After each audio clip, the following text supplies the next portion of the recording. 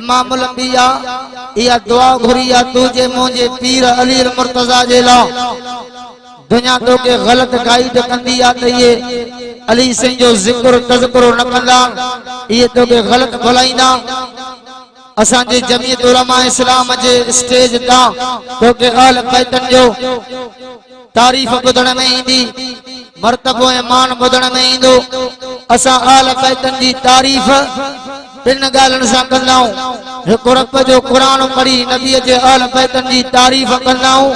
ॿियो मुस्तफ़ा जो फरमान पढ़ी हुजूर जे आल बैतन जी तारीफ कंदाऊं इमामुल अंबिया सल्लल्लाहु अलैहि वसल्लम बीमार हो नबी से सल्लल्लाहु अलैहि वसल्लम हजरत सहाबा इकराम के फरमाओ ऐन अली अली का थे या सहाबे अर्ज कयो सहाबा इकराम अर्ज कयो नबी से सल्लल्लाहु अलैहि वसल्लम के अल्लाह जा रसूल प्यारो अली मुर्तजा ते मौजूद काने को सुनो अली मुर्तजा जंग ते वयो ओ शिकार परवारा उन पीर अली जी तारीफ तो क्या जो को तू जो मोजो मुर्शिद अली जो को तू जो मोजो रूहानी बाबू अली बैतुल्ला में जायो हो उन सोने अली जी गाल तो क्या जे जी 2 साल उम्र हुई अरबी मोहम्मद 32 सालन जो हो नबी से चाचे ख्वाजा अबू तालिब ले आया चाचा तू मां नबी सांडा ढागन नाल मुझे करे मक्के वारन सा बगावत कयूं दी मां नबी सांडा ढागन नाल ओ चाचा मां अरबी मोहम्मद करीम इन जे करे तोड़े आयो चाचा तो के नंढा बच्चा गंजन चाचा तू पोड़ो थियो आए चाचा मां तुझो बाजू बणजण आयो तुझो बाह बेली बणजण आयो मुस्तफा करीम पंहिंजे नबूवत जे ज़बान मुबारक सा ये अल्फाज मुबारक जो कया ख्वाजा अबू तालिब फिर नबी खे फरमायो हे 2 सालन जो सोनो अली तुझे हवाले तो क्या वनी हिन जी तरबियत पाण कर मुस्तफा करीम सोनो अली 2 सालन जो ओ शिकार परवारा इमामुल अंबिया पाण पीर अली जी तरबियत कया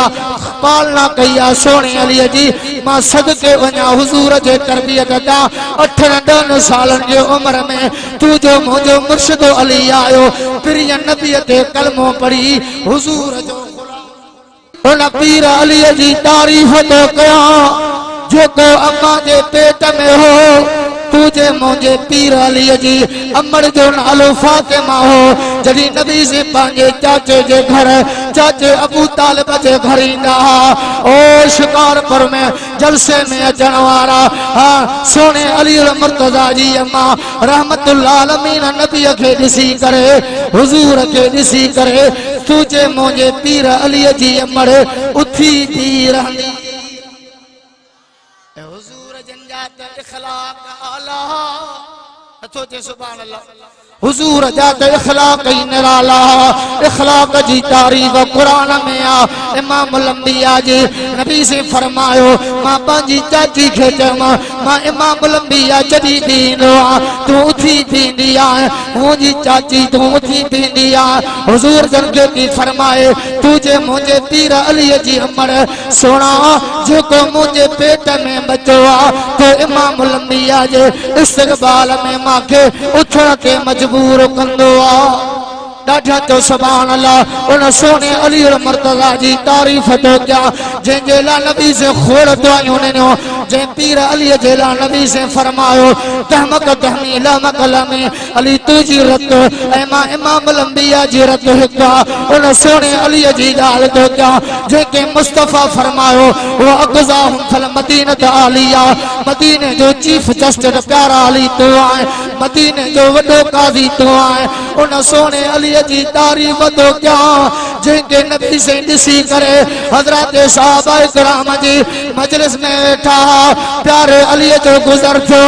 रहमत वारे नबी सजो कयो हुजूर जन से फरमायो सोना अली ओरे ताओ सोनो अली मुर्तजा आयो इमामुल अंबिया सहाबा इकराम बैठा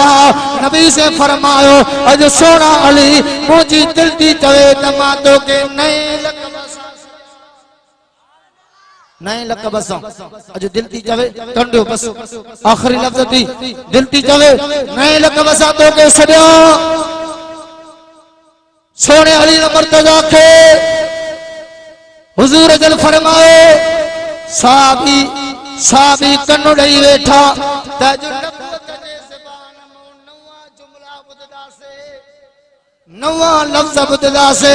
हुजूर जे पाक ज़बान मुबारक मो इमाम अंबिया सल्लल्लाहु अलैहि वसल्लम पंहिंजे नबूवत जे ज़बान मुबारक दा तुझे मुझे मुर्शिद अली के फरमायो ओ सोना अली मुझी दिल दी चवे तू के नए लक़ब सां सॼा ऐं हुजूर जन फरमायो सोना अली तू सय्यदुल अरब है नबी से ये अल्फाज फरमाया तू सय्यदुल अरब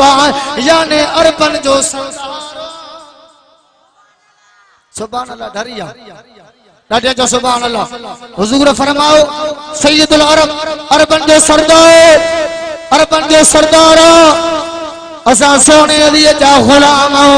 आखिरी जुमला थी मां पंहिंजो बयान खत्म तो कया सोने अली मुर्तजा जे औलाद जो तोखे छड़ो मुख्तसर तारीफ करायो वञा तोखे ग़लत माण्हू गाइड कंदान त ॿारहं मामन खे न मञीदान असां त अली जा नौकर सोने अली जे औलाद जा नौकर सोने अली मुर्तजा जो पगदार पुट जो नालो हज़रत हसन हुसैन हो हसन हुसैन जे बरादर जो नालो करबला जे शाह इमाम हुसैन जा गुलाम सोने हुसैन जो पगदार पुट जादो सैयदन सगोरन जी आमद थी आ जादो अहल बैतन जो सिलसिलो वधो आ उन जो नालो इमाम ज़ैनुल आबिदीन ज़ैन माना सोहणो आबिदीन माना इबादत कंदड़ नालो अली हो इमाम हुसैन जो पुट जो ज़ैनुल आबिदीन सलीदान सैयद ज़ैनुल आबिदीन जो पुट इमाम बाक़िर हो असा उन जा गुलाम इमाम बाक़िर जो पुट इमाम जाफर सादिक हो असा उन जा गुलाम इमाम जाफर सादिक जो पुट इमाम अली रज़ा हो असा उन जा गुलाम इमाम मूसा काज़िम जो पुट इमाम अली रज़ा हो असा उन जा गुलाम इमाम अली रज़ा जो पुट इमाम अली नकी हो असा उन जा गुलाम अली नकी जो पुट अली तकी हो असा उन जा गुलाम हसन अस्करी हो अली तकी जो पुट हसन अस्करी हो रब जो कसम असा देवबंदी इन ख्याल है नजरिए जाओ जो को इन भलारन के खानदान में जो को इन बुजुर्गन के खानदान में मुर्शिद महदी पैदा थी दो असा उन जा भी मुहिब अल्लाह ताला मुझे लफ्ज़न के कबूल फरमाए वदीक उलमाए कराम आके बेहतरीन अंदाज में हज़रत सहाबाए कराम अल बैत इज़ाम जो बयान बुधाइंदा तमाम तौफीकी